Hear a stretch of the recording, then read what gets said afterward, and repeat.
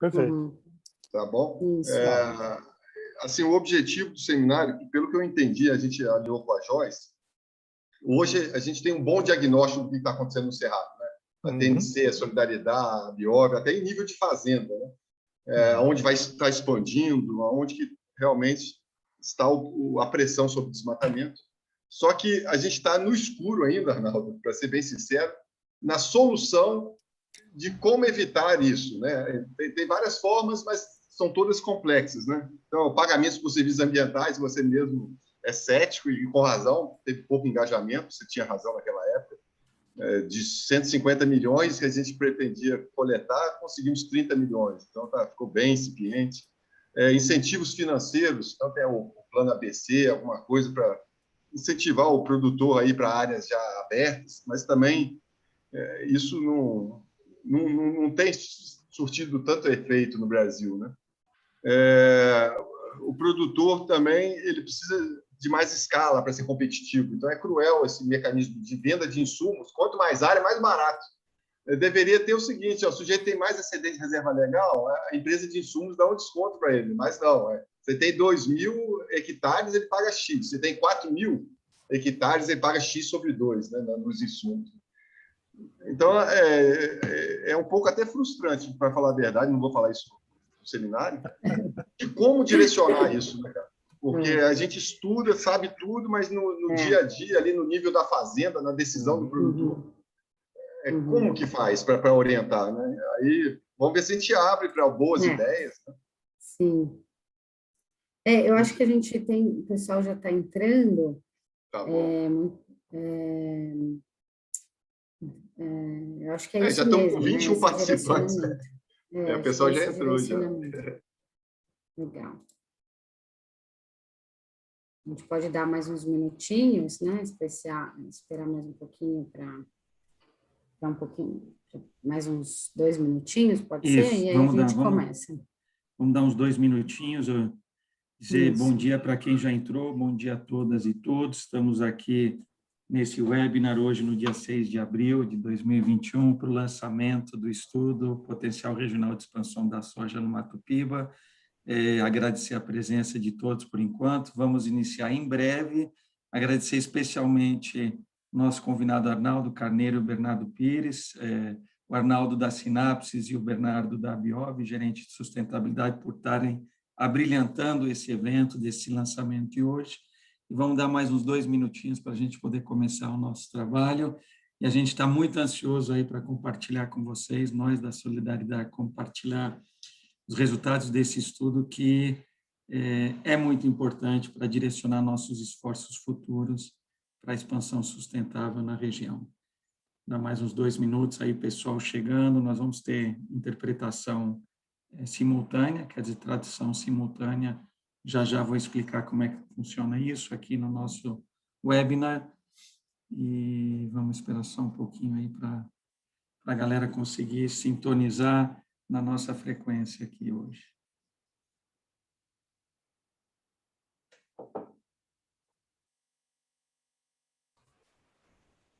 Eu já vou começar compartilhando a tela, tá, pessoal, para já deixar pronto. Sim. Talvez espere um pouquinho, aí o Rodrigo dá as boas-vindas, aí na hora que eu começar você compartilha. Porque aí a gente todo mundo se vê um pouquinho também. E aí depois a gente vai para a agenda, tá bom? Deixar o pessoal se reconhecer aqui, boa ideia.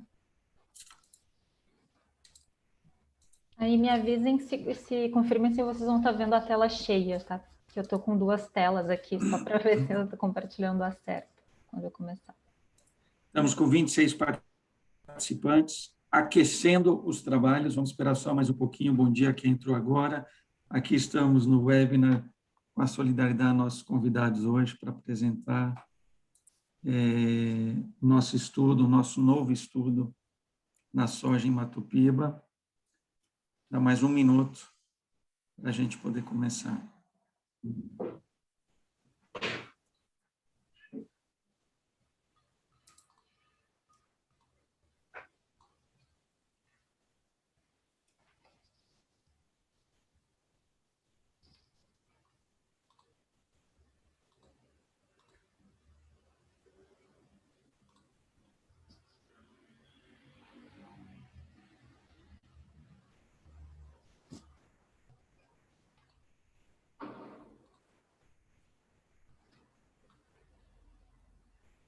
Vamos lá? Podemos começar? Estamos prontos? Estamos prontos, né? Então, vamos nessa.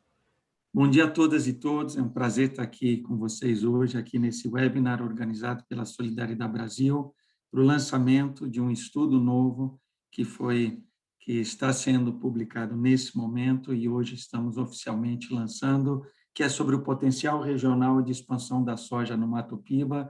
Hoje vamos ter um debate interessante, instigante, provocador, e é uma oportunidade para a gente discutir sustentabilidade e o futuro da expansão da soja. Queria dar as boas-vindas a todos e todas, principalmente agradecer pela presença dos nossos convidados Arnaldo Carneiro, da Sinapse, e o Bernardo Pires, gerente de sustentabilidade da Abiov. Eu vou fazer rapidamente alguns informes. Antes da gente iniciar, eu queria informar que esse evento vai ser gravado, se não houver objeção, estaremos gravando esse evento hoje.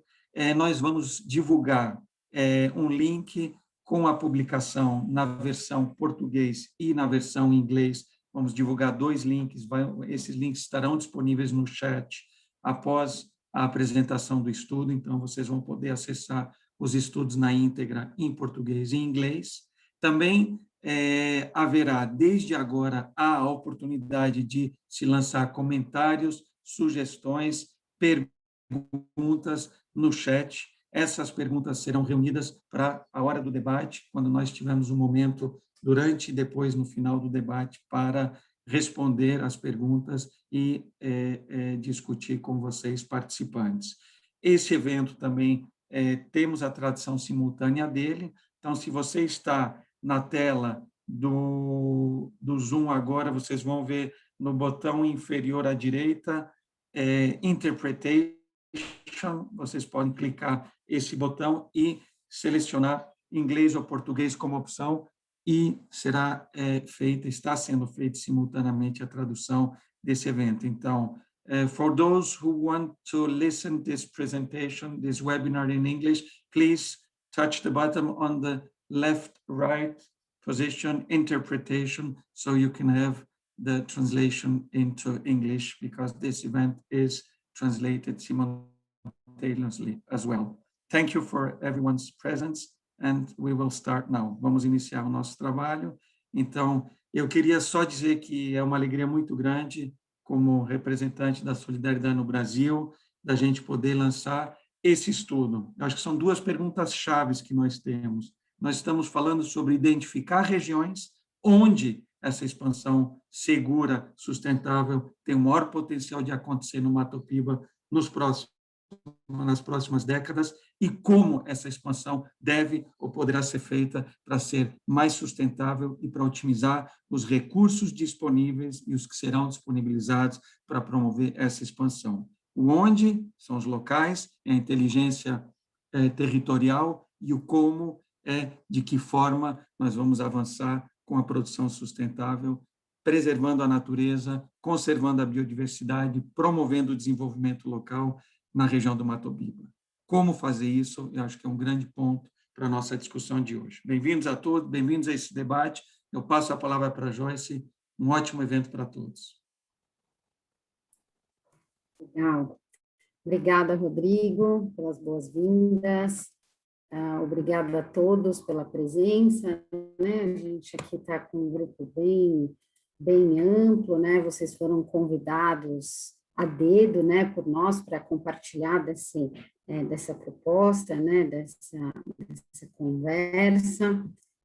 A Solidariedade, né, no Brasil, ela trabalha há mais de 10 anos na cadeia produtiva da soja. A gente já trabalhou em muitos lugares, promovendo a sustentabilidade na cadeia, com diversos stakeholders, com os produtores, nas regiões produtoras. Então, para a gente é um objetivo central, né, a gente conectar as regiões produtoras com sempre as inovações, as melhores práticas e as soluções, as intervenções mais eficientes, né, tanto no campo produtivo quanto no campo da conservação e da governança ambiental e produtiva. A gente propôs, né, a gente pensou esse estudo, claro que existem diversos estudos, né? A gente usou muitos dados aqui já conhecidos pela cadeia produtiva, mas a ideia foi avançar um pouquinho nessa discussão sobre a expansão da soja no Cerrado, para realmente a gente olhar quais são o potencial de cada uma das regiões e conseguir ter um pragmatismo, né, em como direcionar, né, e como investir nessas regiões para que o impacto tanto social, econômico e ambiental seja mais eficiente. Então, a ideia é essa, né? A gente olhar para essas informações que vamos compartilhar hoje com vocês, compartilhar a visão do setor, né? A gente convidou a Biov, né, que está aqui com a gente, Bernardo, ter também outras reflexões com o Arnaldo e, óbvio, com todos vocês que estão aqui, para realmente buscar direcionar ações pragmáticas de produção sustentável e conservação nessas áreas, tá? Então, a gente vai começar agora a apresentação. A Karine Machado, nossa analista, ela vai fazer a apresentação. Acho que faltou, está na outra tela, cá. Acho que aqui está a sua tela de imagem do computador, ainda não está a apresentação. Isso, agora começou. Faltou só eu falar da nossa agenda. Por favor, pode mudar o slide. Tá? Então, como eu falei, a gente vai ter a apresentação agora, são 20 a 30 minutos da apresentação do estudo, e depois às 10, a gente entra para a mesa do debate, né? Que o grande tema é esse, as estratégias, né? O como a gente trabalha para um uso eficiente dos recursos na expansão sustentável da soja do Mato Piba. E depois a gente vai abrir, né, para as perguntas e comentários dos participantes, via chat, mas também via, né, online, quem tiver interesse, então eu vou estar mediando aí essa conversa, e a nossa expectativa é terminar por volta das 11 horas, com o fechamento aí do Rodrigo e do Bernardo. Tá bom? Sejam bem-vindas. A gente aqui, inclusive, está muito feliz que tem alguns produtores, né, representantes aí com a gente, então espero que seja um bom debate. Karine, está com você, então, vamos lá, gente.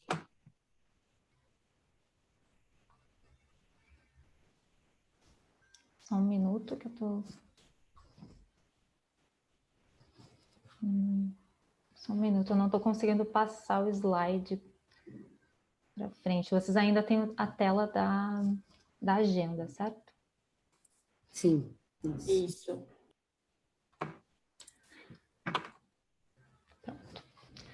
Então, bom dia a todos e a todas, eu me chamo Karine, eu vou apresentar o estudo Potencial Regional de Expansão da Soja no Mato Piba, que foi desenvolvido pela Solidariedade, com o objetivo de identificar essas regiões eixo na expansão da soja e direcionar as ações para esses territórios, como a Joyce falou há pouco.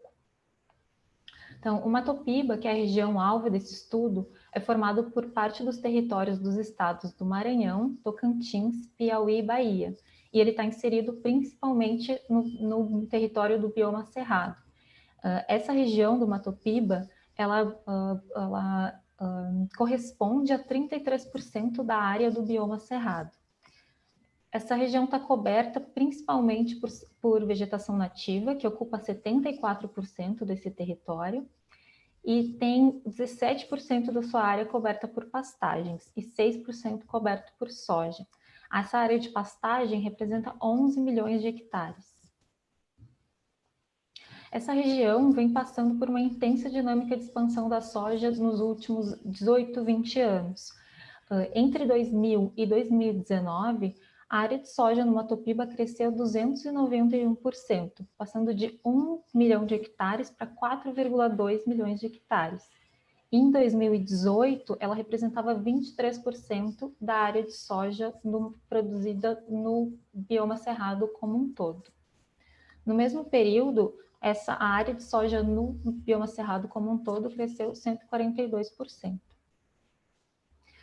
Só de 2018 a 2019, a produção de soja no Cerrado cresceu 125%, passando de 5,7 milhões de hectares para 12,8 milhões, enquanto a produção de soja no Cerrado cresceu 80%. Então, dá para notar que a produção e a expansão da área de soja na região do Mato Piba, elas estão mais intensas nos últimos anos do que se a gente olhar o bioma Cerrado como um todo.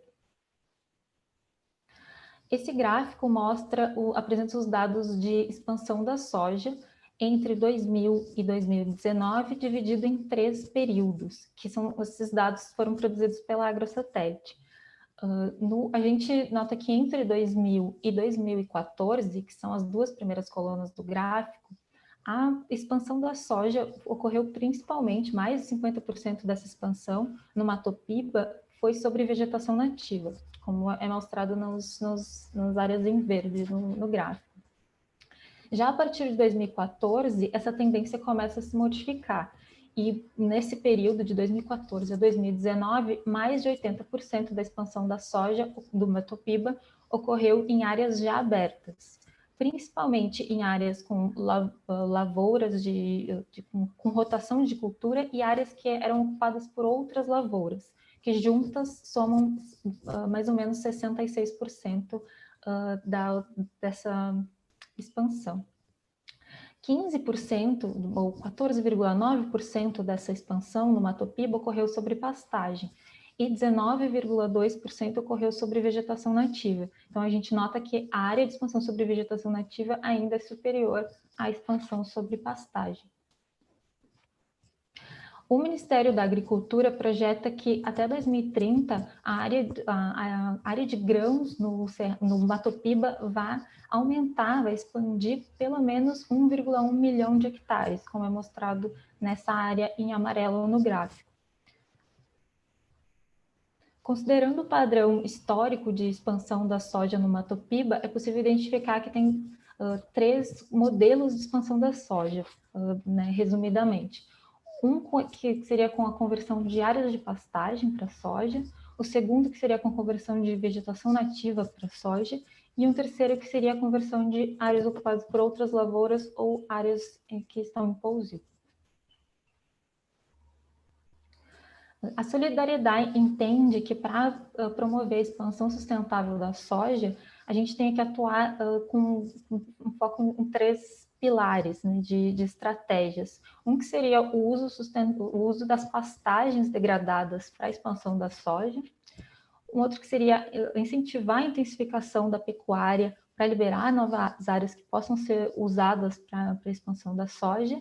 E a implementação de mecanismos de conservação da vegetação, para evitar que essa vegetação seja convertida.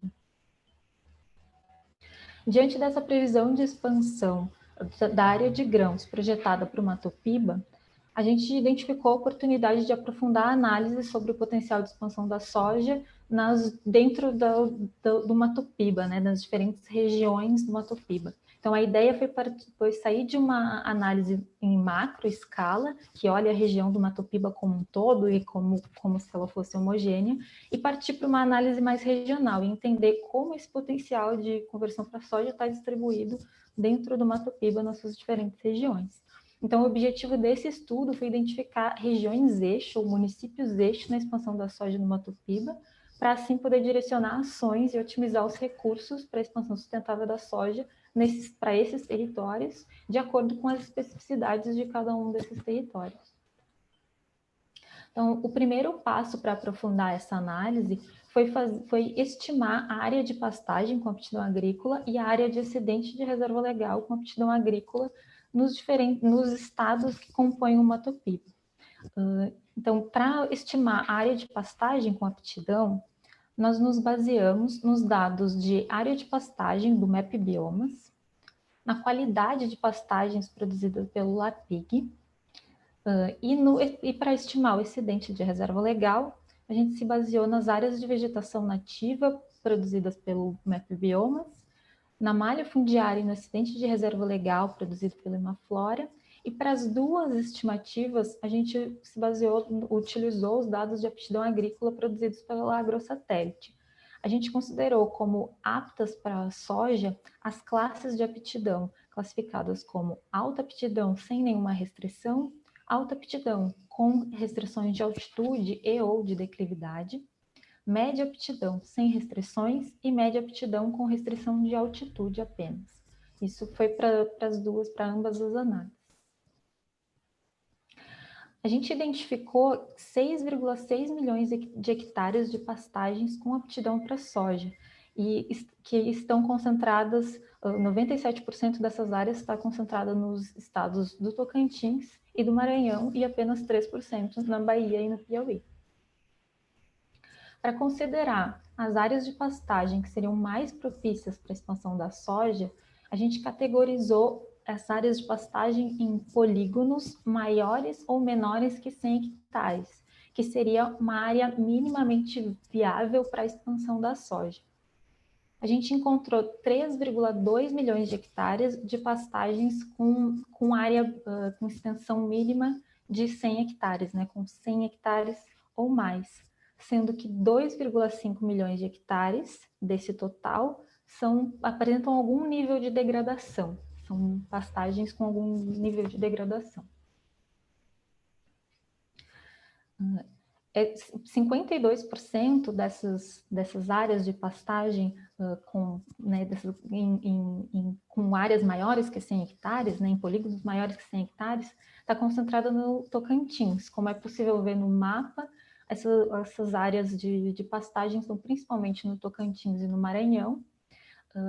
Em verde, no mapa, aparecem as pastagens degradadas, e em tons de vermelho, as pastagens não degradadas. O mapa também diferencia essas áreas de pastagem em polígonos menores ou maiores que 100 hectares, que está aparecendo em diferentes tons de vermelho, laranja e de verde. Ao mesmo tempo, a gente estimou que existem 4,2 milhões de hectares de excedente de reserva legal em áreas com aptidão agrícola no Mato Piba.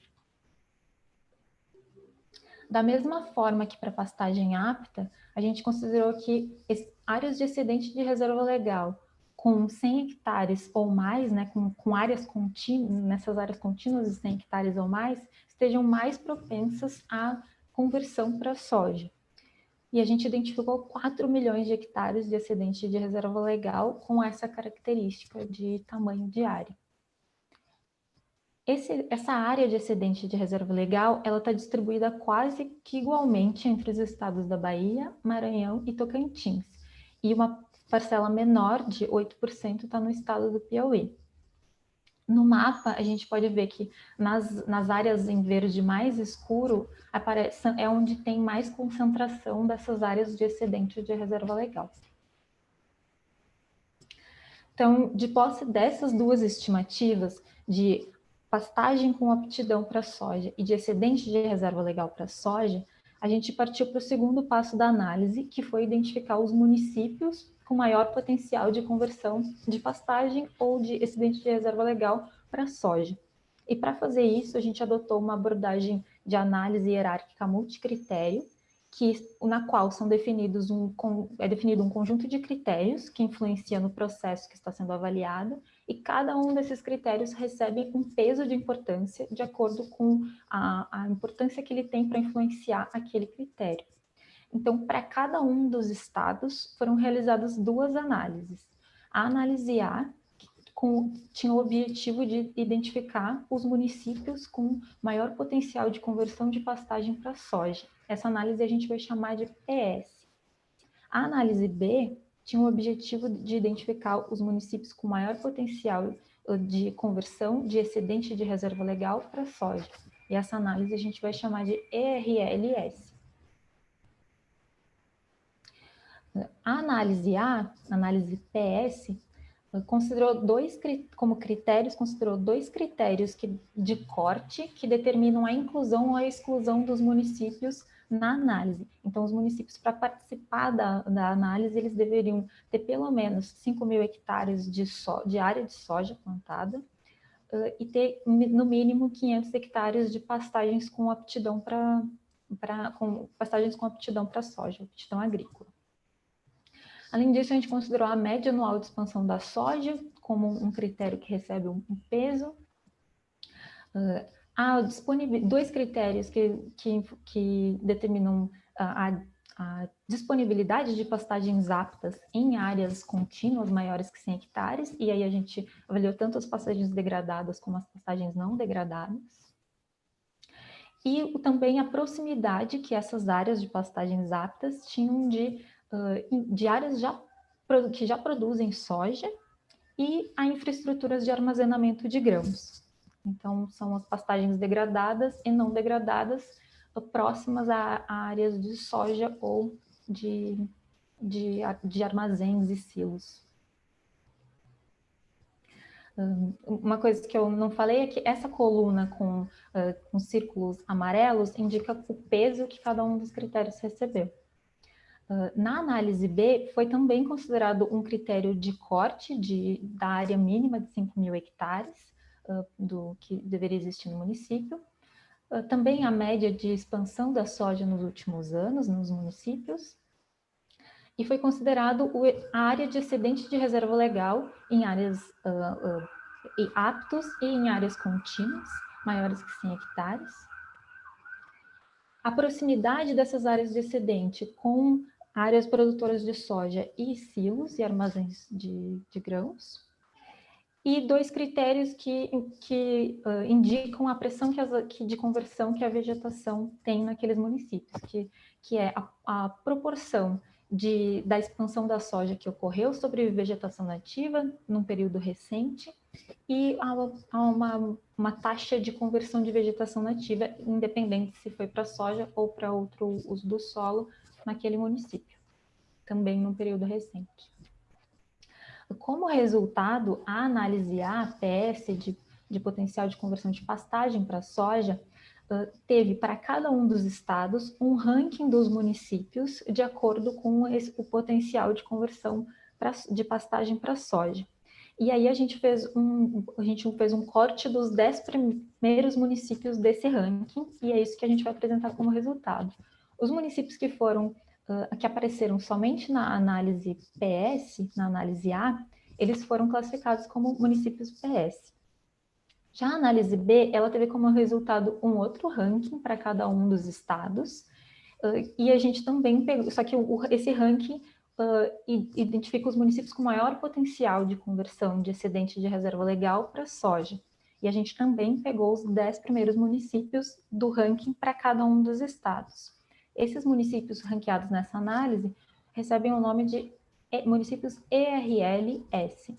Alguns municípios apareceram nos dois rankings, nos rankings das duas análises, pois eles possuem os dois potenciais, potencial de conversão de pastagem para soja e de excedente de reserva legal para soja. E esses municípios a gente vai chamar de municípios PRLS.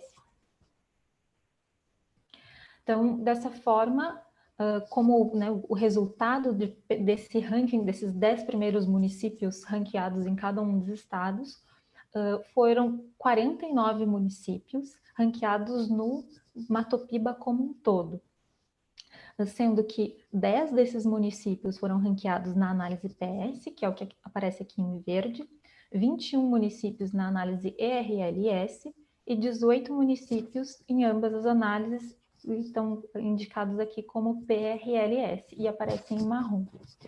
A distribuição desses municípios selecionados, ranqueados entre os estados do Matopiba foi essa: 13 municípios no Maranhão, 17 no Tocantins, 10 no Piauí e 9 na Bahia. Esse mapa mostra a localização dos municípios no território do Matopiba. E, da mesma forma, em verde aparecem os municípios PS, em laranja os ERLS e em marrom os que possuem os dois potenciais. Esses 49 municípios ranqueados, eles possuem 733 mil hectares de pastagem com aptidão para soja. Essa área representa 23% do total das áreas de pastagem existentes no Matopiba. Eles possuem também 2,4 milhões de hectares de excedente de reserva legal com aptidão para soja, que representa 60% do total dessas áreas no Matopiba.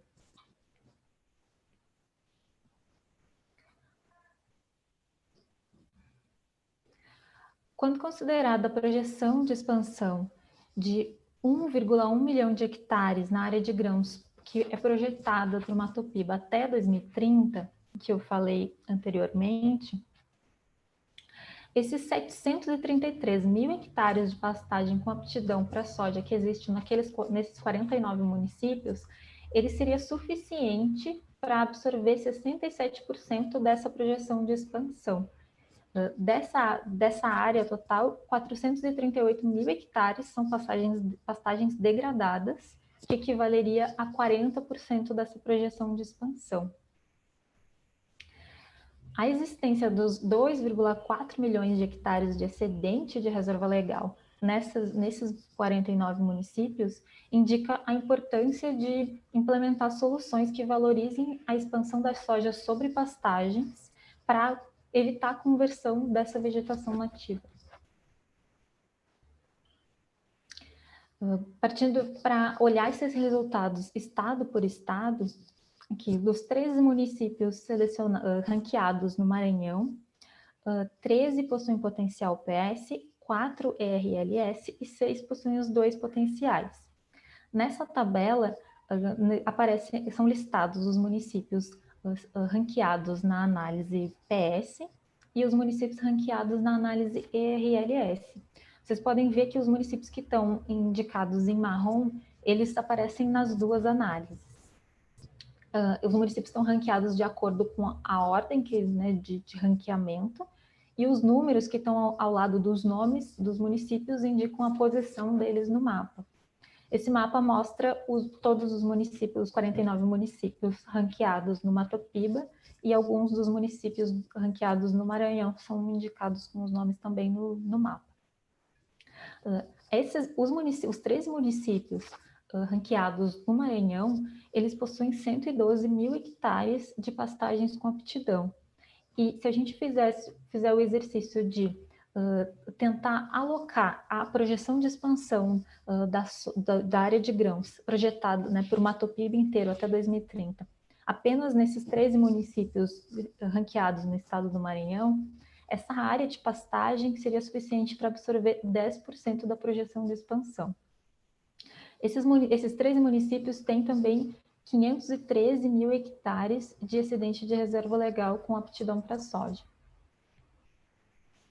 Já para o estado do Tocantins, foram selecionados 17 municípios que possuem 535 mil hectares de pastagem com aptidão para soja. Essa área, se a gente fizer aquele mesmo exercício de alocação da projeção de expansão do Matopiba como um todo, ela seria suficiente para... essa área de pastagem seria suficiente para alocar 49% da projeção de expansão para o Matopiba. Esses 17 municípios têm 319 mil hectares de excedente de reserva legal com aptidão para soja. Já para o estado do Piauí, nenhum município foi ranqueado na análise PS, porque os municípios eles não atenderam aos critérios de corte para participar da análise. Então, todos os municípios ranqueados no Piauí, eles têm apenas o potencial de conversão de excedente de reserva legal para soja. A área de pastagem com aptidão para soja nesses municípios é de apenas 683 hectares. E esses municípios têm, ao mesmo tempo, 282,5 mil hectares de excedente de reserva legal com aptidão para soja. E, por fim, o estado da Bahia, todos os municípios ranqueados, eles foram ranqueados nas duas análises, porque eles possuem potencial de conversão de pastagem para soja e de excedente de reserva legal para soja. A área de pastagem com aptidão para soja nesses municípios é de 85 mil hectares, que poderia absorver 8% da projeção de expansão para o Matopiba. E esses mesmos municípios possuem 1,3 milhões de hectares de excedente com aptidão para soja, ficando evidente a necessidade de mecanismos de conservação para evitar a conversão dessas áreas de vegetação. Então, dentro do escopo dos 49 municípios que foram ranqueados para o Matopiba, a gente selecionou 4 municípios em cada um dos estados, para a gente, esses municípios é onde a gente está focando ações nossas da solidariedade e também de instituições parceiras dentro daqueles pilares das estratégias para a expansão sustentável da soja, que seria o uso das pastagens degradadas, a intensificação da pecuária e a implementação de mecanismos de conservação da vegetação. E esses municípios foram selecionados porque eles refletem as diferentes dinâmicas de expansão da soja no território. Esses municípios, 4 municípios selecionados em cada estado foram Alto Parnaíba, Balsas, Carolina e Grajaú, no Maranhão, Araguaçu, Peixe, Pium e Porto Nacional, no Tocantins, Uruçuí, Baixa Grande do Ribeira, Santa Filomena e Bom Jesus, no Piauí, e Barreiras, Correntina, Formosa do Rio Preto e São Desidério, na Bahia. Esse mapa mostra a localização dos 4 municípios selecionados em cada um dos estados e também mostra algumas informações de infraestrutura da região. Então, agora eu passo de volta a palavra para a Joyce, que vai falar um pouco das ações nesses territórios. Oi, gente. Bom, obrigada, Karine. Ótima apresentação, super clara.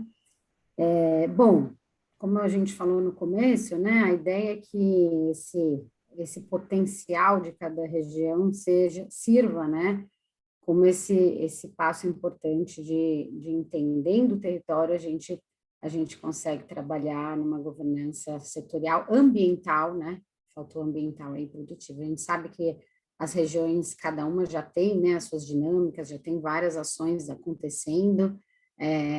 Acho que a ideia é um pouco da gente discutir como alavancar, né, essas intervenções para o desenvolvimento, né, do uso eficiente da terra no Cerrado, porque, como a gente viu, a gente tem, né, acho que essa é a conversa que já vem sendo colocada há muito tempo, né, de que existem regiões aptas aí para expansão, tanto em áreas de pastagens, no caso, e áreas também de excedente de reserva legal, e a gente, pela né, a nossa experiência de campo e as parcerias, a gente entende que tem algumas prioridades, né, que podem ser focadas no território, como ampliação da integração, né, da lavoura pecuária, ter essa rotatividade, essa aplicação das práticas de baixo carbono em escala, que melhora não só a questão da produtividade, mas aumenta a resiliência da produção, né, e isso gera menos risco, né, de produção, que demanda muitas vezes um investimento maior até chegar num nível de produção desejável e potencial na região. Então, esse é um bloco aí, né, que a gente vem estudando, conversando com os parceiros, inclusive a gente está com outro estudo junto com a Agroícone sobre realmente qual é esse case em termos de financiamento, né, de oportunidade para alavancar as práticas nessas regiões, nessas conversões também de pastagem, e comparado, obviamente, com essa expansão sob o excedente de reserva legal, né, para que seja claro aí o valor econômico disso, né, e a opção econômica para cada tomada de decisão. E a gente vê também que essa construção de mecanismos de conservação do cerrado, tanto no âmbito da propriedade rural, ela tem potencial, né?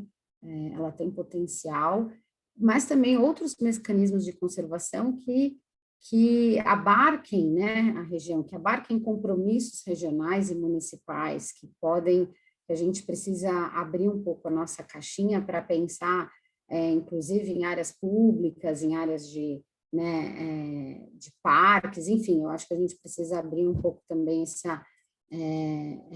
a nossa discussão sobre possíveis mecanismos. Acho que o mecanismo de pagamento por excedente é um tema que já é recorrente, né? A gente ainda não tem nenhum exemplo práticos sobre isso, para a gente até avaliar os impactos, então é um pouco dessa provocação que a gente quer causar aqui, e pensando mesmo desses compromissos, né, regionais, de como a gente também cria metas, né, e viabiliza essas metas aí que envolvam os territórios e a cadeia produtiva da soja. Então, agora, para complementar essa visão, né, esse olhar mais regionalizado, eu convido o Bernardo para trazer a perspectiva da Biov, né, um pouco dessa visão, e aí depois a gente volta com o Arnaldo. Bernardo, com você. Obrigado, Joyce. Bom dia a todos. Eu estou olhando aqui os convidados, muita gente conhecida nossa, né? Então, tem produtores rurais, como a Gisela, tem o Luiz Pradella, tem o nosso parceiro Harry, a Daniela Marius, do IDH, o professor Rodolfo e o Joel, né? Que podem colaborar aí bastante com a discussão. Então, eu fico muito contente pelo convite. E eu vou compartilhar aqui com vocês uma breve apresentação, não vou tomar mais do que 15 minutos, e eu não posso também correr muito, porque eu tenho que facilitar a vida de quem está fazendo a tradução. Normalmente eu falo bastante rápido, mas eu vou me policiar aqui para poder passar a mensagem e facilitar a tradução. A Biov hoje representa essas 15 empresas associadas, das quais 11 formam a Comissão de Sustentabilidade da Biov, a saber, ADM, AMAG, UNG, Cargill, COFCO, CJ Selecta, Fiagril, Glencore, Incopa, LDC e Sodru, essas 11 que compõem os trabalhos que eu vou apresentar daqui para frente. Então, quais são hoje os principais programas de sustentabilidade da cadeia da indústria da soja brasileira? Eu diria que o principal, que é bem conhecido como Grupo de Trabalho da Soja, ou Moratória da Soja, que faz o monitoramento, né, da oleaginosa na Amazônia há 15 anos. Nós iniciamos esse trabalho de monitoramento em 2006, então hoje estamos comemorando 15 anos de moratória da soja no bioma amazônico. Além disso, há 4 anos estamos também trabalhando no monitoramento e na expansão, né, entender como está ocorrendo a expansão da soja, principalmente em cima de vegetação nativa, de áreas abertas, no bioma cerrado. Há um histórico aí de 20 anos para trás de estudos, né, que foram feitos. Então, hoje, como foi muito bem apresentado pela Solidariedade, temos todo um histórico de expansão da oleaginosa no bioma cerrado, e isso tem sido acompanhado de perto pela Biov. Inclusive, esse ano, já continuamos o monitoramento da safra 19, 20 e 2021. Além disso, estamos comemorando também esse ano 10 anos do Soja Plus, que hoje é o maior programa de assistência técnica e extensão rural privado do Brasil. E isso pode contribuir bastante nas ações práticas, né, no dia a dia na fazenda, orientando o produtor em boas práticas, orientando ele, por exemplo, a expandir em áreas já abertas e fazer essa ponte, né, com o produtor rural. Então, o programa de assistência técnica ele é muito bem-vindo nessas horas. E, além disso, também temos um programa bem robusto de compra e financiamento de soja no Pará, que é intitulado Protocolo de Grãos do Pará. E esses 2 outros aqui fora da porteira. Então, aqui são programas na área rural de monitoramento, e os 2 próximos seriam programas de reciclagem, de logística reversa, pós-indústria, tanto de óleo de cozinha residual, que a gente chama de óleo sustentável, assim como logística reversa de embalagens, tá bom? Nós vamos nos atentar, naturalmente, hoje, na parte de monitoramento da soja no Cerrado, que é o tema do workshop, do nosso seminário. E aqui eu gostaria de mostrar para vocês qual foi o balanço de oferta e demanda de soja no ano passado. Então, nós tivemos aí uma safra de 127 milhões, né, de toneladas, das quais 7% foram para a Europa. Então, eu quero frisar bem aqui a Europa, né, depois vocês vão entender por quê. E 78% do grão, aqui nós estamos falando de exportações de grão, né, foram 82, 127 milhões de toneladas, 78% foi para a China. tivemos um processamento de 45 milhões de toneladas, divididos em farelo e óleo, tá certo? Tem um estoque aqui, por isso que não soma perfeitamente os 45, tá? Então, tem que considerar estoque e alguma perda aqui também. Em relação às exportações de farelo, e aqui que está realmente nosso engajamento na área de sustentabilidade, digamos assim, tivemos a comunidade europeia, né, importando, no caso, né, e nós exportando 54% do nosso farelo. Então, se por um lado a China está levando quase 80% do grão, a Europa está levando 54% do farelo, que inclusive tem muito mais valor agregado do que o grão. Por isso é um mercado de suma importância para os associados da Bior. Esse gráfico aqui, eu fiz umas contas, inclusive hoje de manhã, eu preparei ele, eu acho que é bem interessante, para mostrar a evolução da produtividade da soja brasileira nos últimos 40 anos e o que aconteceria se a produtividade, no caso, tivesse se mantido nos últimos 40 anos para atender a produção de 127 milhões de toneladas da última safra, 19 e 20. Só para vocês terem ideia, há 40 anos atrás, né, na safra 79 e 80, a área plantada com soja no Brasil era de 12 milhões de hectares, com uma produção de 15 milhões de toneladas. E produtividade de 1,25 toneladas por hectare, ou 1.250 quilos por hectare. E o tempo foi passando, com melhoramento genético dos cultivares, agricultura de precisão, muito mérito, falando aí para o Pradella, né, que representa os produtores, da qualidade do trabalho desenvolvido pelo produtor rural brasileiro, né, em adoção de tecnologia. Essa produtividade foi para 3.400 quilos por hectare. Então, na última safra, a gente teve 127 milhões de toneladas em 37 milhões de hectares. E aí eu fiz um exercício que eu acho que é bem interessante. Se essas 127 milhões de toneladas da safra passada tivessem sido produzidas com a produtividade de 40 anos atrás, que daria aqui esses 1,25 toneladas, nós precisaríamos de 102 milhões de hectares. Como a gente só precisou de 37 no mundo real, né, a gente teve uma economia de 65 milhões de hectares de vegetação nativa que deixaram de ser convertidos pelo uso da tecnologia no campo. Então, para mostrar o quanto que a tecnologia é importante para a poupança, né, da vegetação nativa, digamos assim. E aqui, voltando ao mercado, ano passado nós exportamos, somando grão, farelo e óleo, que eu mostrei para vocês, em toneladas, mas agora falando em recursos financeiros, né, essas exportações somaram 48 bilhões, tá? E aproximadamente 8 bilhões desses 48 foram destinados para a Europa. Esses aqui são os nossos principais clientes na Europa. Nós temos vários outros, mas esses talvez sejam os principais, e que exigem sustentabilidade, e é uma exigência legítima, porque há mais de 20 anos o europeu, não só na soja, mas no mercado, por exemplo, de papel e celulose, que eu tive a oportunidade de trabalhar, não quer nenhum produto com vínculo de desmatamento, principalmente floresta tropical, nos últimos 4, 5 anos, né?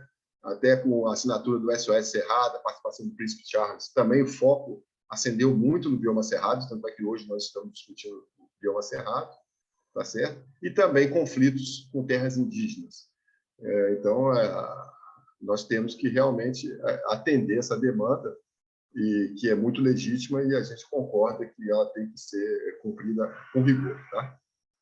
Em relação à parte do mapeamento que foi feito pela Bior, né, em parceria, aí, na verdade, quem faz todo esse trabalho para a Bior é AgroSatélite, não só o monitoramento na Amazônia, desde 2009, né? Já trabalhavam juntos, na época que o professor Rudolfo, meu xará, era do INPE, ele se aposentou, formou junto com o Joel Rios, a AgroSatélite, esse trabalho todo desenvolvido pela AgroSatélite, que tem realmente muita credibilidade, muita legitimidade, inclusive é auditado aí pelo INPE, no caso da Amazônia. O monitoramento ele vem evoluindo muito, para vocês terem ideia, até 2012 a gente ainda fazia sobrevoo de avião na Amazônia, né, para identificar soja. E de 2012, 13 para cá, essas várias constelações de satélites, né, Landsat 7, 8, Research 7, o Ciber, Sentinel-2A e 2B, os satélites indianos, né, fizeram com que hoje praticamente não existe mais erro de identificação de soja, tá certo? E o interessante é que, a partir de 2013, quando foi exatamente o ano que a gente parou de fazer sobrevoos, não precisava mais sobrevoar para ter certeza que era soja, foi quando o PRODES começou a divulgar seus dados de forma anual para o bioma cerrado. Tá? Até 2013 eram dados bianuais. Bom, aqui é só para mostrar, né, como que é feita a identificação da soja pela reflectância lumínica da área foliar, né? São essas curvas de EVI. Então, aqui do crescimento vegetativo, você tem uma alta reflectância da área foliar, e depois, naturalmente, aqui o pico máximo, né? Com a frutificação e a senescência até o período da colheita, reduzindo, então, essa reflectância lumínica, e esse comportamento, essa curva, demonstra bem o comportamento da sojicultura, né? Do plantio de soja. E aqui, já entrando no mapeamento que foi feito pela AgroSatélite, nós temos aqui, há 20 anos atrás, né, alguns destaques, alguns quadrantes. Praticamente, vocês podem observar que aquela região ali do norte do Mato Grosso, né, Novo Biratã, Gaúcha do Norte, aqui já está quase que na fronteira com o bioma Amazônia, né, uma região de contato, de enclave. Né. Tinha ainda pouca soja, assim como também na região de Tocantins, praticamente nada, né. Por outro lado, no oeste da Bahia, você tem ali Barreiras, Luiz Eduardo Magalhães, Madeiros, né? Formosa do Rio Preto, uma presença já bem mais forte. Passaram-se 5 anos, 2006, 2007, aumentou significativamente aqui em Novo Biratã, principalmente Gaúcha do Norte. Aqui você já vê em Tocantins, né? Uma área já com franca expansão, Silvanópolis, né? Alguma coisa aqui também no sul de Monte do Carmo, e muito forte novamente no oeste da Bahia. Né? Então, aqui no Maranhão também, a soja na fronteira aqui com o Piauí, já demonstrando bastante expansão. 13-14 foi gritante. Vou voltar para trás, né? Aqui realmente um incremento muito grande nesses 6 anos, digamos assim, né? Entre 6, 7, 13 e 14. Realmente um crescimento bem forte da soja. Ela se consolida bastante aqui no oeste da Bahia, aumenta significativamente no Tocantins, assim como no norte do Mato Grosso. E aqui, nos últimos, passando 5 anos, de 13, 14 para 18, 19, também uma evolução interessante. E os números finais são esses. Né? Hoje, metade da soja plantada no Brasil está no bioma cerrado, e essa soja, 18,2, ocupa 9% do bioma, que é de 204 milhões de hectares. Esse quadro aqui, só para mostrar, nos últimos 5 anos, né, de 13 até 18, 19, que alguns estados praticamente ficaram estagnados, como o Mato Grosso, né, saiu de 5,5 na 13, 14, foi para 5,6, 18, 19. São Paulo já houve bastante conversão, apesar de ser um número menor, né, em números absolutos, mas já saiu de 400 mil para 620 mil na última safra. Muita conversão de canaviais em soja, né? No Mato Grosso do Sul também, bastante, de 1,3 milhões para 1,8, né? Em Minas, surpreendente também, de 1,2 para 1,7. E Goiás também subiu aí quase 500 mil hectares, de 3,4 para 3,9. Sendo que no Mato Piba não poderia ser diferente, né? É uma área de fronteira agrícola, a expansão também bem significativa, né? Do Maranhão, né, de 600 para 800 mil, no Tocantins, principalmente, que eu acho que realmente é onde teve o maior incremento, né, nesses últimos, entre 13, 14, 18, 19, de 680 para mais de 1 milhão de hectares. Então, aqui é só um panorama geral por estado. A gente fez esse mapeamento, pessoal, não só para o município, mas em nível de fazenda. Tá? Então, para chegar nesses números aqui, tá? Nós mapeamos as 90 mil fazendas de soja no bioma cerrado, foram 31 técnicos de geoprocessamento envolvidos, mais de R$1 milhão de investimento e praticamente 1 ano de trabalho de mapeamento para chegar nesses grandes números. Lembra que eu mostrei para vocês lá entre 13, 14, 18, 19? Olha só como é que dá um pulo grande aqui, né? Aliás, de 6,7 para 13, 14. Desculpa. Sai de 8,4 em outros estados. O Cerrado é composto por 11 estados, né? Então, tem 7 aqui em outros estados, que é Goiás, Mato Grosso do Sul, São Paulo, né? Rondônia, está tudo aqui nos 8,43. Minas, né? E 1,67, 69 no Mato Piba. Então, você tem um pulo muito grande de 6,7 para 13,14, de 8,4 para 12,2 e de 1,6 para 3,4. Depois, estabiliza um pouco, tem um crescimento de 500 mil hectares, aqui mais 250 mil hectares, mas nada comparado aqui a esse pulo aqui realmente entre 6,7, 13, 14. E aqui eu acho que esse gráfico é bem interessante. Ele foi mostrado de outra forma aí pela Solidariedade, mas aqui traz em grandes números, né, como que foi essa expansão no bioma cerrado como um todo. Tá? No Mato Piba houve um pouco mais de conversão de nativa, mas no cerrado como um todo, esses são os grandes números. Né? Então, a gente tinha entre 2001 e 2006, 2007, né, uma expansão que ocorreu, em média, 215 mil hectares por ano, em área com desmatamento. Tá? Só para vocês frisarem o número, né? Na safra 6,7, nós tínhamos 7 milhões e meio de hectares de soja no bioma cerrado. Isso perfaz que 27% da expansão ocorreu nesse período, tá? Entre 1 e 6,7, 27% em vegetação nativa e 73% em áreas já abertas.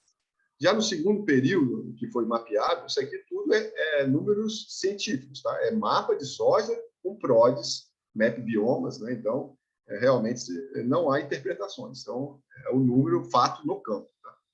Entre 6,7 e 13,14, nessa safra 13,14, já deu um pulo aqui de 7,5 para 15 milhões e meio de hectares, e houve uma queda não muito significativa, mas uma queda na média de expansão com desmatamento, a média anual, tá? De 215 mil para 190 mil hectares por ano. Então, isso corresponde a 18% de expansão em cima de vegetação nativa e 82% em áreas já abertas. E no último período do estudo, entre 13, 14 e 18, 19, como eu mostrei para vocês, já tínhamos aí 18,2 milhões de hectares, isso é metade da base plantada, como eu falei, né? E aí sim uma queda bem expressiva da expansão com desmatamento, a média anual, de 190 mil hectares para 73 mil hectares por ano. Então, hoje, pelo menos nos últimos 5 anos, né, pode-se afirmar que a soja está expandindo 7% em cima de vegetação nativa e 93% em áreas abertas. Então, esses 7% aqui, e no Mato Piba é algo em torno de 14%, tá? 14% para 86%, é que nós temos que atuar para poder eliminar o desmatamento. E esse gráfico eu achei ele bem interessante. Está no final aqui, viu, gente? Eu estou com 16 minutos de apresentação, eu peço desculpas. Eu fiz um levantamento, o Pedro, meu assessor aqui na Biov, por mandato de ministro, qual foi o desmatamento no Cerrado e depois na Amazônia. E eu nunca tinha visto ninguém fazer esse comparativo, eu achei bem interessante. Por quê? Se vocês repararem, né, até 2013, que eu comentei com vocês, você tem um levantamento de dados bianual. No início do monitoramento, taxas elevadíssimas, de quase 30 mil quilômetros quadrados por ano, né, que é aquele pico de 95 no bioma Amazônia, também era da ordem de 30 mil quilômetros quadrados. Depois caiu bastante, né, aqui quase pela metade, já em 2007, 2008. Mas o que eu iria mostrar aqui para frente é o seguinte: vocês podem reparar que a partir de 2016, praticamente, não estou falando que é pouco, tá? Porque 6 mil quilômetros quadrados é um número muito significativo, é uma Holanda e meia. Mas há uma certa estabilização desse número de desmatamento anual no Cerrado, né? 6,7, 7,3, 6,6, 6,4, 7,3. Mesmo na última gestão do Salles, que a gente sabe que não teve uma fiscalização tão eficiente. Vocês todos acompanham aí no dia a dia, houve uma desmobilização forte na questão da fiscalização, das operações, né, que ocorriam no Cerrado com frequência, a exemplo daquela show em Mato Piba, fiscalização integrada, Polícia Federal, Guarda Nacional, Polícia Rodoviária Federal, IBAMA, Ministério do Meio Ambiente. Isso realmente não vem ocorrendo há 2 anos. E vocês reparem que o desmatamento ele subiu um pouco, subiu, mas ainda se mantém nessa média de 6, 7 mil. Por outro lado, na Amazônia, olha só que interessante, na gestão da Isabela Teixeira, né, você tinha 5.850 km² por ano. Aqui, sim, fiscalização integrada muito forte, decreto de áreas embargadas do IBAMA, né, em 2009, começando a vigorar em 2010, e aqui, na última gestão, né, do atual governo, números já bem mais altos, acima de 10 mil, e ano passado 11 mil km². Mostrando que aqui não ocorreu dessa forma. E aqui, inclusive, na gestão da Isabela, né, tinha uma média aí bem mais alta do que hoje. E por que eu estou falando isso tudo? Porque a minha opinião é que esses números caíram bastante porque as áreas com maior aptidão no Cerrado elas já vêm sendo ocupadas, né? E o Cerrado hoje tem 50% de vegetação nativa, mais ou menos meio a meio, né? E 50% aberto, e a Amazônia ainda tem 80%, 82% de vegetação nativa. Ou seja, ela sofre muito mais pressão, por isso que os números aumentaram muito mais significativamente, independente de você ter governança ambiental pública fortalecida ou não, tá? Então, esses números também já foram mostrados, é onde a gente tem que atuar, nesses 4 milhões de hectares, que foi bem destacado aí pela Solidariedade, que são imóveis com soja e que têm aptidão agrícola e que têm vegetação nativa. Tá? Outro número bem interessante é que quase 30 milhões de hectares da vegetação nativa, dos 107 que ainda estão preservados no bioma cerrado, o PRODES fala em 50%, 52%, o Biobiomas em 53%, aqui a gente, mapeamento da satélite 52,5%, tá? Dos 107, 30 milhões de hectares estão preservados em áreas privadas, né? Em APP, áreas que margeiam cursos, corpos d'água, declividades acima de 45 graus, topo de morro, né? Bordas de tabuleiros e chapadas, e a reserva legal. E a notícia boa é que nós temos no bioma cerrado como um todo 26 milhões de hectares de pastagem com aptidão também, onde poderíamos avançar, e é o que está acontecendo, sem precisar desmatar mais. E como fazer isso? Né? Então, essa aqui é a questão. Esse aqui é o resumo de tudo que eu disse, eu acho que não precisa repetir. Tá? Só aqui no final, eu queria comentar, né, que a menor taxa de desmatamento associada à soja nos últimos 18 anos, ela foi identificada na última safra. Estamos continuando esse monitoramento. Assim que tivermos os dados, vamos compartilhar 100% de transparência. Tá? Essas 90 mil fazendas que nós mapeamos, né? Inclusive, a gente mapeou todos os excedentes de reserva legal dessas 90 mil fazendas, identificamos se esses excedentes têm baixa, média ou alta aptidão, para saber aonde que a motosserra ou o correntão estão ligados, né? E aonde precisaria atuar rapidamente. Preservam 35% da sua área em média, tá? Então, acima até do que o Código Florestal estabelece, que é 20% do cerrado, 35% naquela área do cerradão, né? Mas a boa parte do cerrado é 20%, então acabam preservando até mais, tá? São 28 milhões de hectares, conforme eu mostrei na última figura. E que também temos ainda 26 milhões de hectares de pastagem com aptidão que podem ser utilizados, né, na cultura da soja. E aqui é realmente o último texto, para poder provocar aí o Arnaldo e os próximos que vierem comentar, é que esses produtores que possuem excedente de reserva legal com aptidão agrícola, na minha opinião, precisam receber incentivos financeiros, a exemplo de pagamentos por serviços ambientais, seja pagamento por carbono, recursos hídricos ou biodiversidade, e financiamentos mais atrativos para ocuparem áreas já abertas, a exemplo aí do Plano ABC. Então, esse aqui eu acho que é o grande desafio daqui para frente, de dedicar aí esse restante do tempo do nosso seminário para discutir como fazer isso, como direcionar a expansão para essas áreas já abertas, porque é de interesse de todos eliminar o desmatamento da forma mais eficiente e rápida possível. Né? Então, eu vou ficar por aqui. Se alguém quiser ter mais detalhes em relação ao trabalho que foi feito pela Biov, pela AgroSatélite, tem aqui o link, eu vou compartilhar com vocês aí a apresentação. Muito obrigado. E desculpa ter passado o tempo, viu, gente? Acabei passando aqui. Desculpa.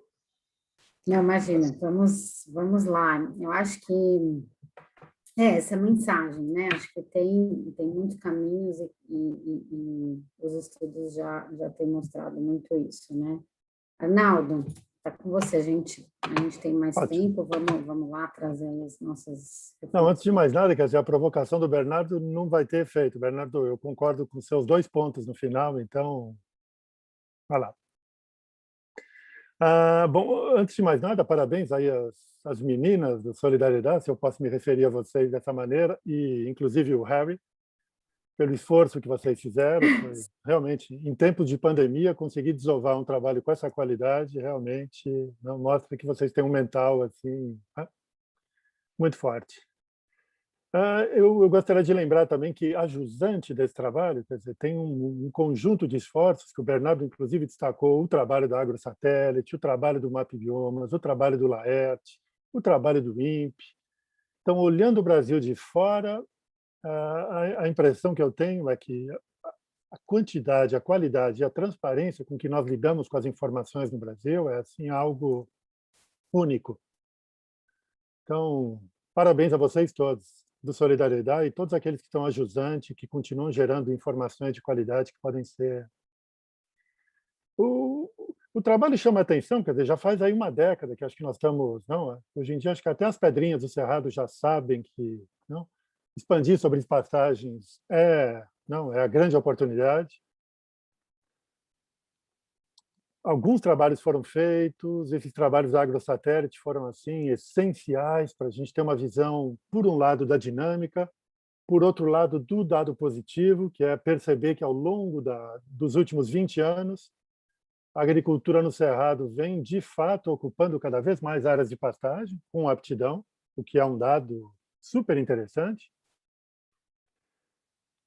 Eu destaco também o dado que o Solidariedade trouxe, quer dizer, o que é interessante é trazer o foco para o Matopiba, porque se os dados do Cerrado falam em 93% da expansão sobre pastagem, no Matopiba a gente ainda encontra uma realidade que é um tanto diferente. O trabalho traz uma precisão assim cirúrgica, não é, sobre aonde estão esses potenciais. No final eu faço uma crítica até, porque tendo participado da construção desse produto, eu acho que teve um momento que a gente teve uma discussão mais calorosa, que eu acho que abre espaço para um segundo trabalho, eu diria que ainda não foi explorado nesse primeiro volume, a despeito dele ter uma ótima qualidade. Então, vocês trazem, por exemplo, que a expansão no Cerrado, quer dizer, foi feita essencialmente sobre pastagens, né, nos últimos anos. Essa é uma tendência que também vem se observando no Matopiba, ou seja, que essa tendência tenha vida longa, isso é o que eu desejo. Vocês trazem uma informação interessante, é que 10% do Matopiba, quer dizer, dos 66 milhões que é a área definida como Matopiba, 6,6 milhões é o potencial de expansão sobre pastagem, independente do tamanho das áreas.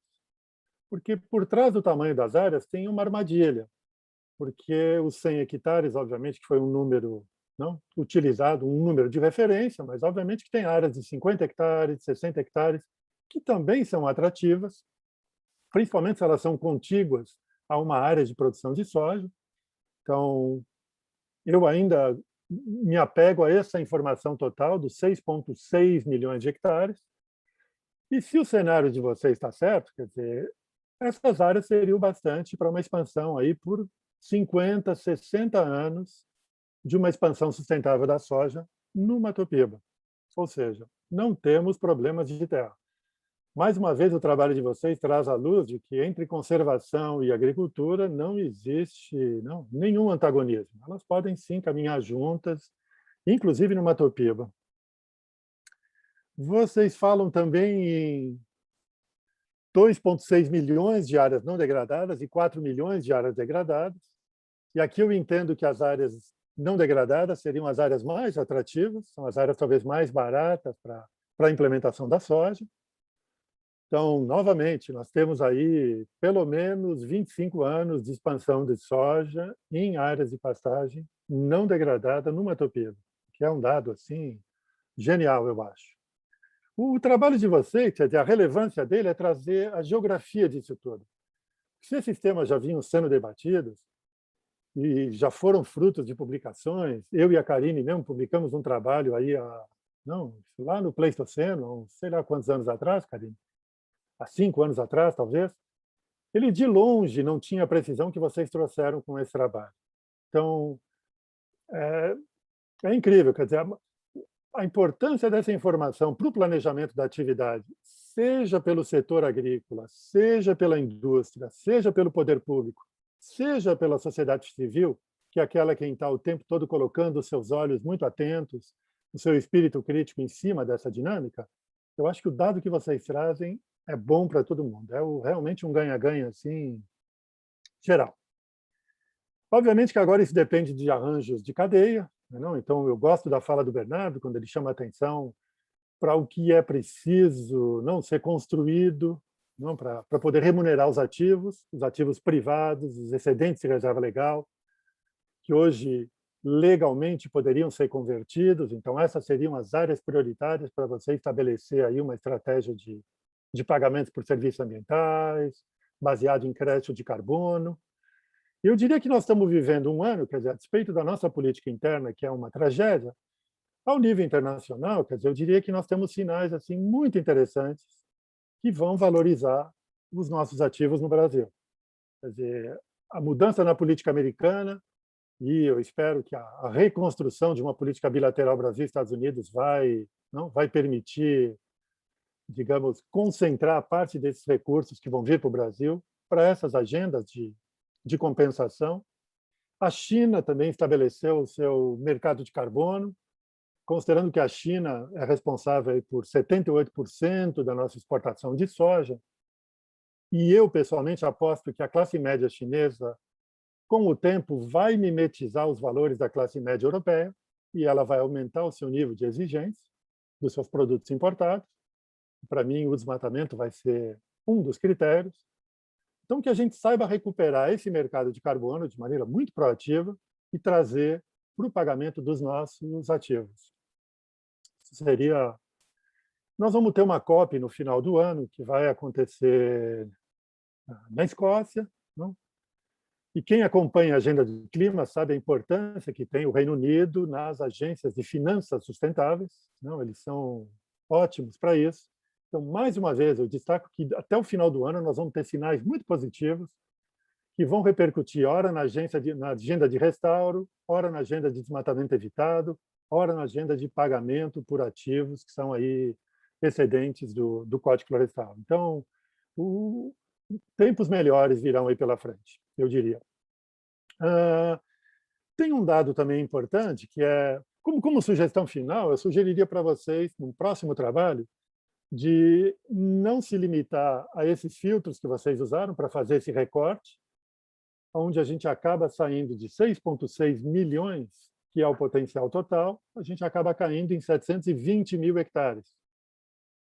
Então, eu retomaria essa mesma análise que vocês fizeram, talvez com algum ajuste metodológico, mas chamando a atenção de novo e geolocalizando de novo aonde estão os potenciais por os 6,6 milhões de hectares no Mato Piba como um todo. Eu acho que esse é um dado precioso que merece assim uma nova publicação do Solidariedade. Fica aqui minha sugestão. A sugestão, obviamente, para as infraestruturas, foi um dos critérios que vocês usaram, é a proximidade com as infraestruturas. As infraestruturas são determinantes para a construção de uma paisagem, para a construção de um território. Esse também foi um tema de discussão com uma indústria anos atrás, mas acho que não. Hoje em dia todo mundo está convencido de que a localização de um ponto de estocagem, isso gera uma expectativa territorial e, obviamente, um crescimento da produção desse produto, o que é, de uma certa maneira, desejável. Você constrói um hub de produção. Então, essa mesma capacidade nós poderíamos usar agora para os outros 5,9 milhões de hectares de pastagem que têm alta aptidão. Quer dizer, aonde seria estratégico que a indústria alocasse as suas novas infraestruturas de maneira a construir esses territórios sustentáveis. Então, fica aqui uma sugestão também no tema das políticas públicas, quer dizer, é uma pena que hoje as políticas públicas não vão se aproveitar desse estudo de vocês. há 10 anos atrás, com muito esforço, nós conseguimos criar dentro do Ministério da Agricultura o núcleo de inteligência territorial, que na época o Bernardo acompanhou, e Bernardo Rudolph, uma rede de parceiros da academia foram assim determinantes para a construção desse núcleo. A grande ideia desse núcleo era que a nossa política agrícola pudesse ter um viés geográfico, que ela pudesse fazer anualmente uma radiografia da sua situação, da sua performance, e aí, finalmente, alocar os seus recursos, seus 240, 250 bilhões aí anuais, tendo o critério geográfico como um dos critérios. Então, o que nós queríamos na época era a otimização do uso do solo, através de uma ferramenta que construímos que chamava Otimizagro. Hoje, a informação de vocês, de longe, não tem uma qualidade que nós não tínhamos na época. Então, hoje, se quiséssemos ter uma política agrícola inteligente e uma otimização do território, eu acho que é com esse tipo de informação que vocês trouxeram à luz que a política agrícola poderia melhorar a sua performance. Então, mais uma vez, olha, parabéns a vocês aí por esse esforço. Eu fico até, de maneira egoísta, orgulhoso de ter participado e contribuído de uma certa maneira com esse trabalho. E eu espero que outros trabalhos aí com essa qualidade venham do lado da solidariedade. Parabéns, parabéns a vocês todos. Obrigado. Obrigada, Arnaldo. Não, com certeza, acho que é importante a gente deixar que o Arnaldo foi nosso grande mentor aí junto nessas definições, né, Arnaldo? Trabalhamos arduamente aí juntos para chegar nesse produto, né? Então, o Arnaldo faz parte aí nessa autoria.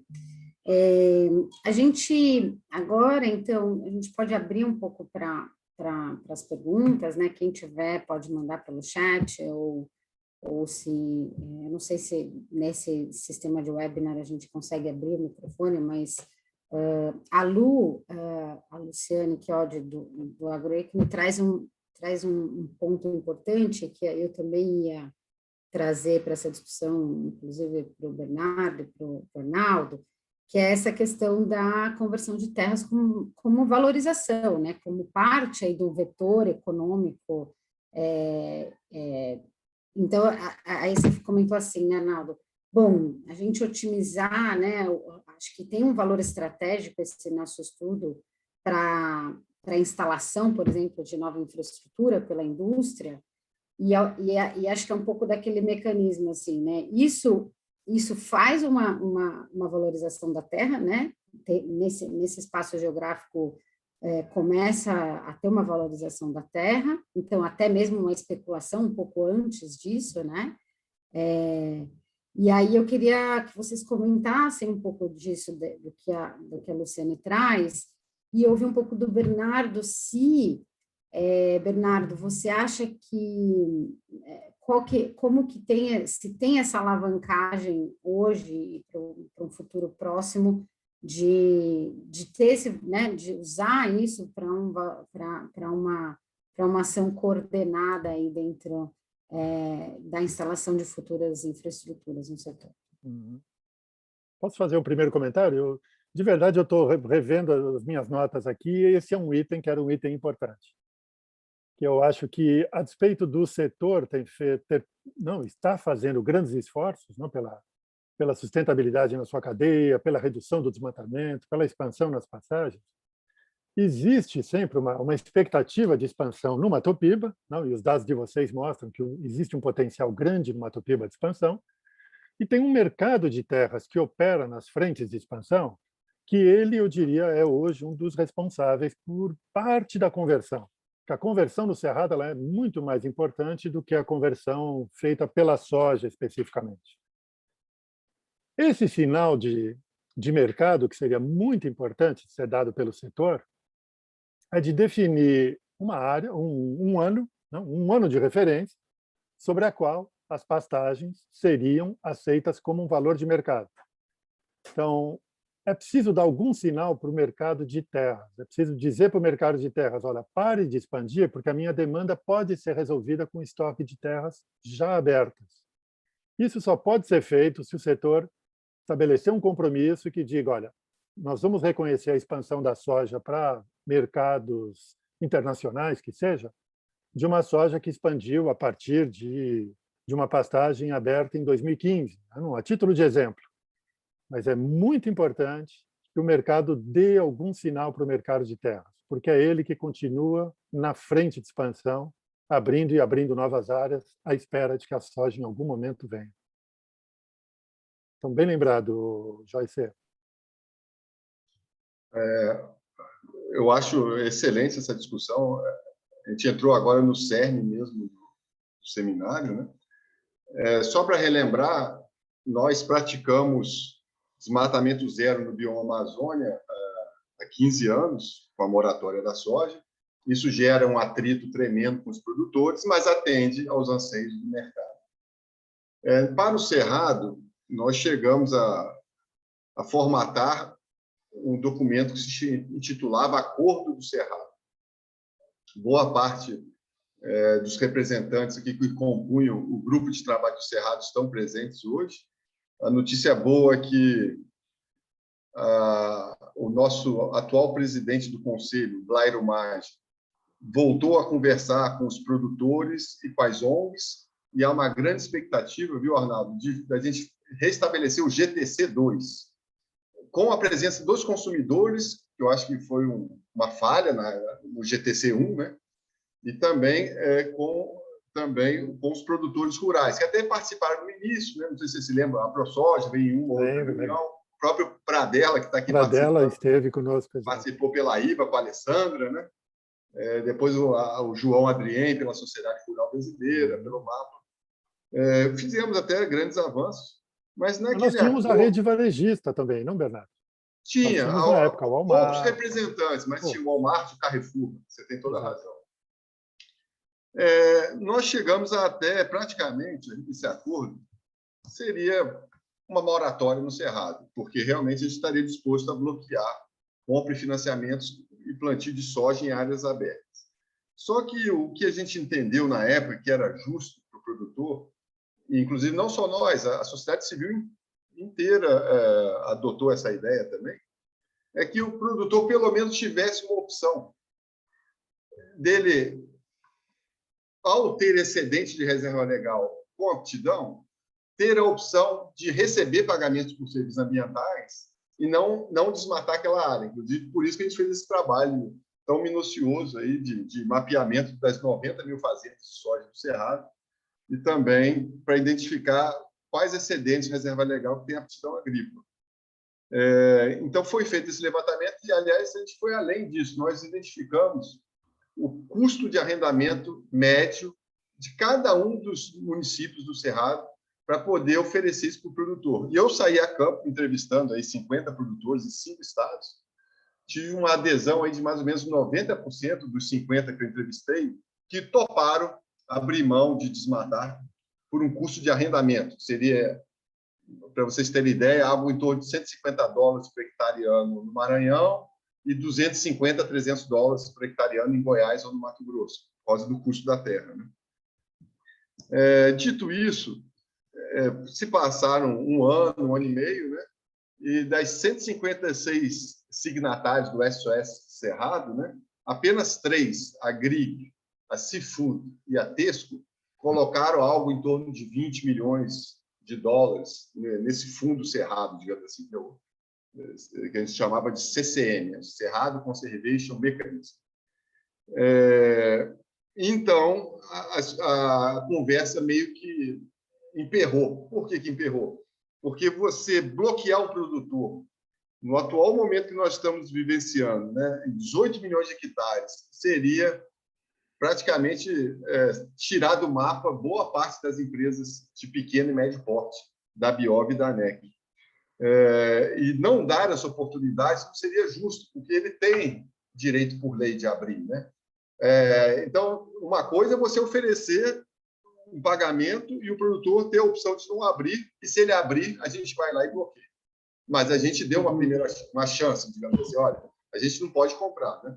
Então, eu acho, Joyce, que está tudo em aberto novamente, tá? Vou ficar por aqui, só para tomar muito tempo, né? E eu convido a todos que estão participando, inclusive aqui no chat, né? De estar contribuindo nesse GTC2 para voltar a conversar e avançar nessas tratativas, que eu acho que a gente quase chegou lá. Não podemos desanimar, né? Vamos em frente. Sim. Tá bom? Sim. Bernardo, acho que tem mais uma pergunta que acho que parcialmente você respondeu agora, né? Que a Andrea Oliver, que trabalha conosco, ela é diretora de estratégia de qualidade no Solidário da América do Sul, e ela pergunta assim, né, dentro da experiência na sua visão aí, quais são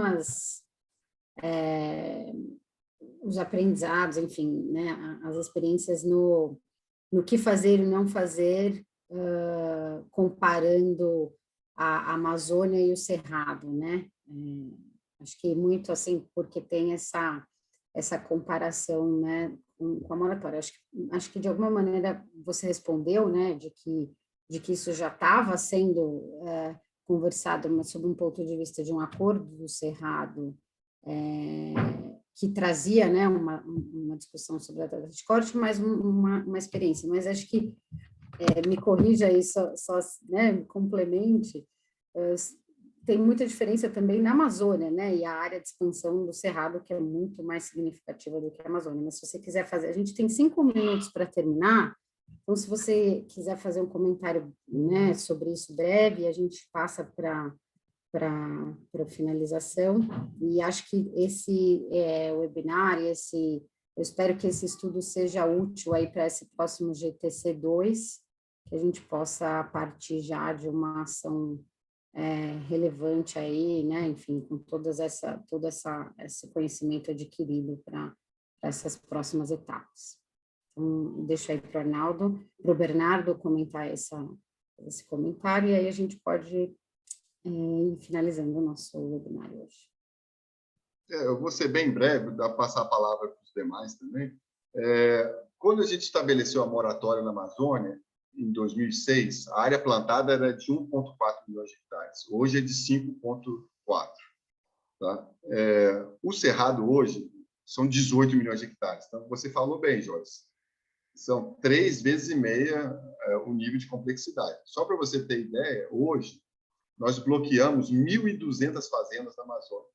Se fosse manter uma proporcionalidade, seriam 4.000 fazendas bloqueadas no Cerrado. Isso geraria uma perda econômica, geraria um atrito praticamente irreversível com os produtores. A única forma da gente fazer algo que possa realmente controlar o desmatamento e chegar ao ponto de bloquear o produtor para compra e financiamento, dando uma oportunidade até para ele se regularizar, né? Na Amazônia, ele tem essa oportunidade. Se ele não plantar soja na área desmatada, apresentar o cadastro ambiental rural, não desmatar mais nenhuma árvore na fazenda, ele volta para o mercado. Nós teríamos que ter opções para o produtor, né? Válvulas de escape. Bloquear ele, como a gente fez há 15 anos atrás na Amazônia, infelizmente não é possível, né? Nem é viável operacionalmente, nem é viável economicamente.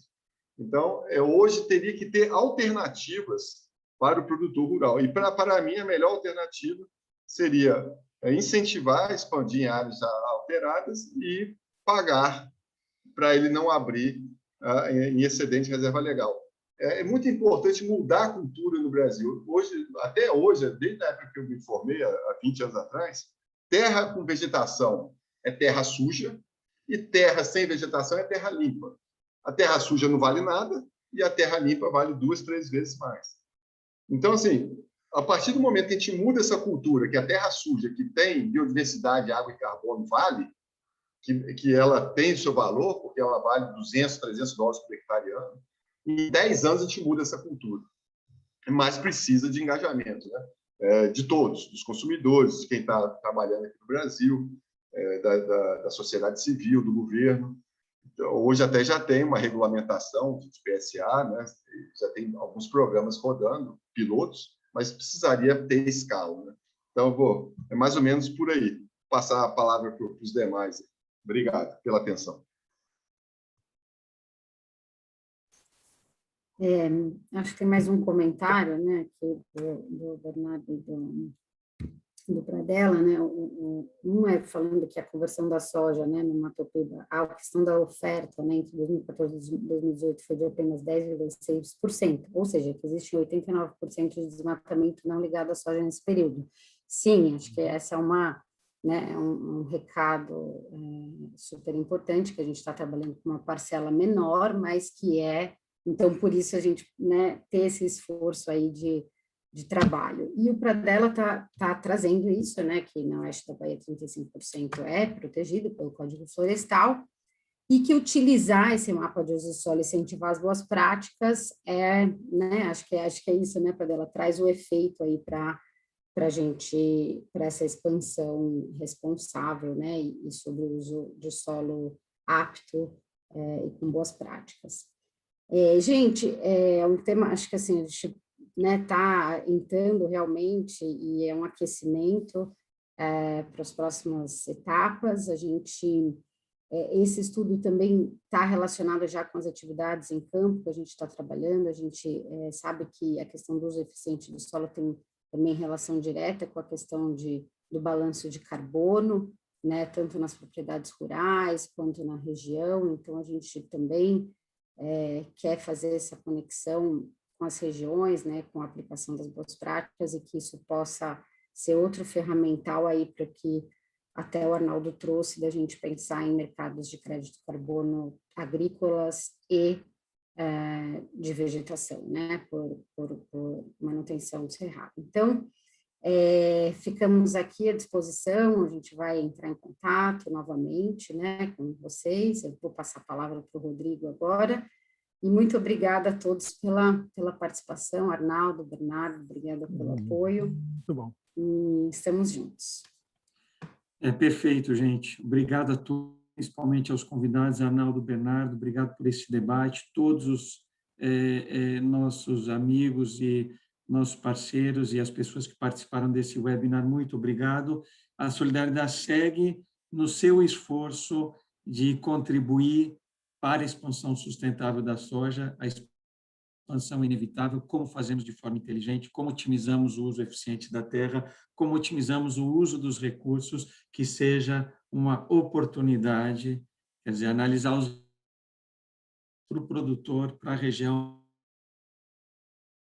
Então, a agenda comum dos segmentos em torno dessa expansão inteligente, mais eficiente, é o trabalho da solidariedade com a soja no Matopiba especificamente. Sabemos aonde essa expansão pode acontecer e também sabemos como ela deve acontecer. O que precisamos é unir o aonde com o como para conseguir avançar na sustentabilidade. A questão da conversão de áreas com cobertura vegetal em soja não é a questão primordial. A questão primordial da perspectiva é fechar essa equação, onde a gente tem uma situação ganha-ganha, onde a unidade produtiva possa estar confortável, possa estar bem e faça sentido econômico a não abertura de áreas legalmente acessíveis. Esse é o futuro e nós temos que continuar trabalhando e nos esforçando nesse sentido. Gente, muito obrigado pela presença de todos, obrigado, Karine, pela apresentação, Joyce, pela mediação, obrigado ao setor de comunicação da Solidariedade por organizar esse webinar, Arnaldo, Bernardo, aos convidados, muito obrigado, e nos vemos num próximo webinar. Aproveitem, leiam o estudo, temos a versão em inglês e em português, esse estudo foi feito para vocês e foi feito para o setor. Então, bom proveito a todos e seguimos nessa conversa. Muito obrigado e um bom dia a todos. Obrigado, um abraço. Parabéns aí pelo trabalho. Tchau, gente. Obrigada. Parabéns aí pelo evento. Estamos em contato. Obrigado. Tchau. Valeu.